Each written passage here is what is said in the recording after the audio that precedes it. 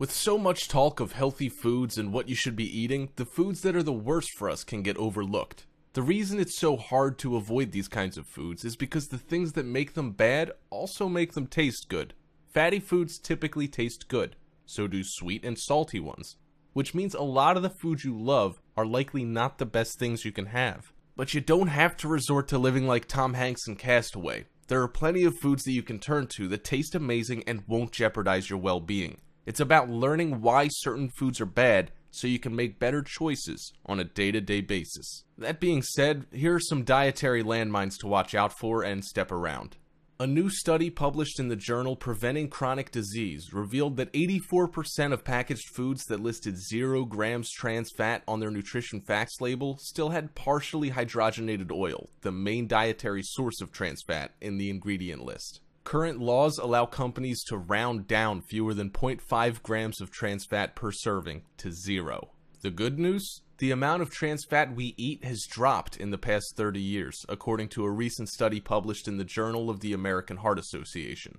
Men are consuming 32% less trans fat and women 35% less than they were in 1980. Still, 1.9% of men's daily calories and 1.7% of women's daily calories come from trans fat today. The American Heart Association recommends limiting trans fat to no more than 1% of total calories consumed. Even a few daily grams of these fats increase bad cholesterol, decrease good cholesterol, and clog arteries. And Harvard researchers estimate that trans fats cause up to 228,000 cases of heart disease and 50,000 deaths annually. Since 2 grams is the most you should have in a day, allowing food with 0.5 grams or less to call themselves trans fat free is a real problem. Simply said, you're best off avoiding trans fat containing foods completely. I'll also show you some quick examples of food rich in trans fat that you might not even be aware of. The first is non-dairy coffee creamer. Half a gram of trans fat in creamer can quickly turn into multiple since consumers tend to use more than the serving size of a teaspoon per cup. And the typical American coffee drinker guzzles an average of 3 cups of joe per day. On many zero trans fat labels, you can find partially hydrogenated oils as the second or third ingredient listed. The second one is peanut butter. Some companies use partially hydrogenated oils to achieve a long shelf life and creamy texture, so check the label. To be safe, opt for the natural variety. Although it's chunkier, it's also healthier and normally made with just salt and peanuts, not oils loaded with trans fat. You might think that avoiding usual pizza is good, but frozen pizza is equally bad. Trans fat sneaks into the dough of many frozen pizzas, with about 0.3 grams in just one slice. San Diego mother of 2 Katie Simpson sued Nestle for $5 million last year over the use of trans fat in its frozen pizzas sold by DiGiorno, Stouffer's, and California Pizza Kitchen. The case was dismissed since she knowingly purchased and consumed the pizza.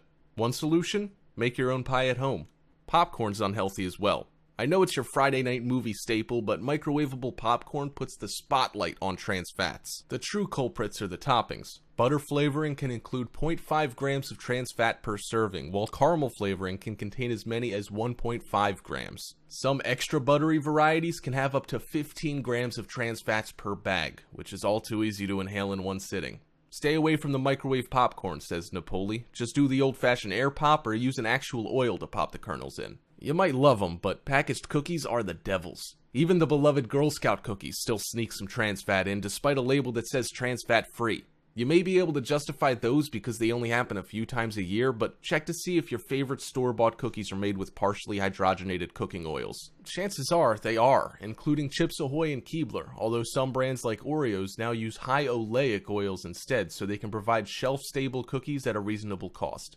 Lastly, margarine. Margarine consumption boomed during the butter shortages of World War II, with even Eleanor Roosevelt promoting it as her toast topping of choice. But it's a recipe for trans fat overload. To create the creamy spread, liquid vegetable oils are blasted with hydrogen. The more solid the margarine, the more it's been hydrogenated. Many labels claim to have 0 grams of trans fat, but if the label lists partially hydrogenated oils, those small amounts of trans fat can add up when you slather margarine on your food. High fructose corn syrup, or HFCS, is an ingredient that didn't exist before 1960, but has a strong appeal to food manufacturers because it's so very sweet, cheap to make, and easy to store.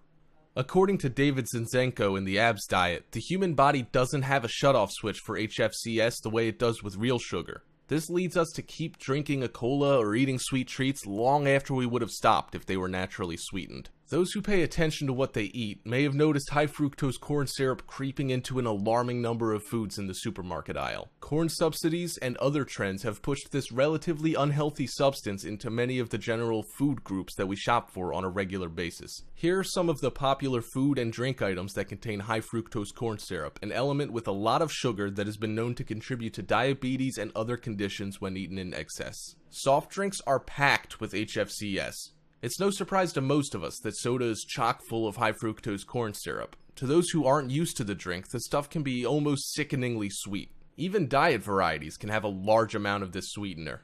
Add the fact that soda machines can be found on the street corner, in the lobbies of buildings, and in almost any public space, and it's easy to see why obesity and sugar-related conditions are such a problem in today's world. Also, sauces and salad dressing will hurt your waistline. Most ketchup ends up on French fries, and few stop to consider that it's actually acting to make the fries unhealthier. That's because it uses high fructose corn syrup as its number 3 ingredient, at least in a bottle of America's number 1 best-selling ketchup, Heinz. There's 4 grams of total sugar, and the majority of that will come from HFCS. You might think yogurt is good, but you're dead wrong. Although many dieters add yogurt to their daily menu, they'd better watch out at the sweeteners it contains, with many of the brands using high fructose corn syrup to make them taste good.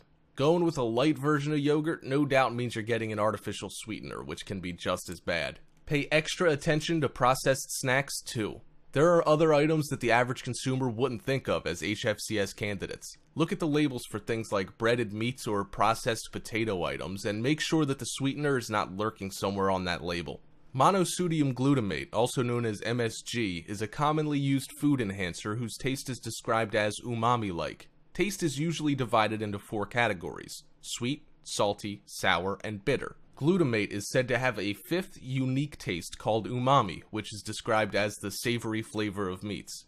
MSG is used to enhance this so-called umami flavor and is known to have negative side effects even when ingested in small amounts. Since MSG is found so frequently in processed foods, it is very hard to avoid, except in cases when the packaging specifically states that the product contains no MSG. Even then, manufactured free glutamic acid can be found in different forms, such as torula yeast. MSG, torula yeast, yeast extracts, and hydrolyzed proteins can raise levels of glutamate, which in turn overstimulates neurons. Synthetically produced glutamates may have different names, but are all essentially MSG. Some common glutamates strongly related to MSG include hydrolyzed proteins, autolyzed yeasts, protein concentrates, yeast extract, glutamic acid, and the list goes on. These glutamates can be found in very common grocery items such as low-fat yogurt, canned soups, chips, and most ranch and cheese-flavored foods. In a 2014 study published in Life Science, researchers found that young rats treated with MSG were more susceptible to developing anxiety and depressive behaviors. Examples of food rich in MSG are vegan breakfast sausage, bacon bits, veggie burger and nuggets, and fried food. Walk into any big grocery store and you'll find that artificial sweeteners are everywhere. They're tucked into soft drinks, baked goods, and fruit juices to make them taste sweet without the extra calories. Most products that contain artificial sweeteners are usually labeled as diet or reduced sugar, but not all are. You can even find some in foods that claim to have natural ingredients. Because they're not always clearly labeled on food packaging, consumers may not realize that they're eating them. Artificial sweeteners have been under the spotlight for decades now, as health food advocates point out that they come with a list of side effects, much like a drug. The side effects that are claimed by those against sweeteners like aspartame include some really severe conditions, such as depression, insomnia, blindness, tinnitus, hives, and a contributing factor to things like Alzheimer's and MS. Examples of foods rich in artificial sweeteners are light food and beverages with the word light or low sugar, Diet Coke, and packaged snacks. High levels of sodium, or salt, can really wreak havoc on your body. Not only does it cause you to retain water, but it also increases blood pressure and can lead to complications with the heart. Almost all heart patients are put on a low-sodium diet, whether they suffered a heart attack, stroke, or are at risk for them. It makes sense to watch your sodium levels long before it reaches the point of a doctor telling you to do so or forcing you onto a diet to help save your life.